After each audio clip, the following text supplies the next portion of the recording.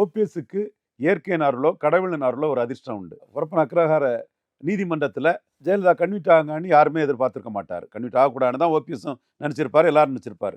ஆனா கன்விக்ட் ஆனதும் டக்குன்னு யாரும் மறுக்க முடியாத அளவுக்கு இயல்பாட்டே நம்பர் 2வா இருந்த ஓபிஎஸ்க்கு வந்து இயற்கையே முதலமைச்சர் பதவிய குடுத்தது. அது இயல்பு. அந்த இடத்துக்குள்ள வேற யாரும் என்ன டிசிஷன் எடுக்க முடியாது. அவரா அத தேடி போகல. அவரா அதுக்கு எந்த மூவும் பண்ணல.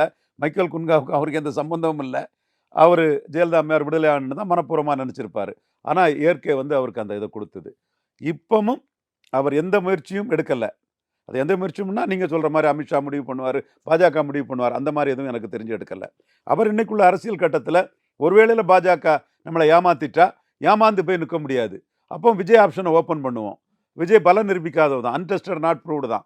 பட் நம்ம அரசியல் களத்துல நிக்கிறதுக்கு எடப்பாடிய முதல்வரா சொல்றதோட, விஜய ஒரு ஆப்ஷனா எடுத்துக்கலாங்கிற முடிவுக்கு அவரு வந்துட்டாரு. அதுதான் விஜய் அவர் பிறந்த நாள்ல விஜய்க்கு அவர் குடுத்த வாழ்த்துக்கள் அதத்தான் காட்டுது.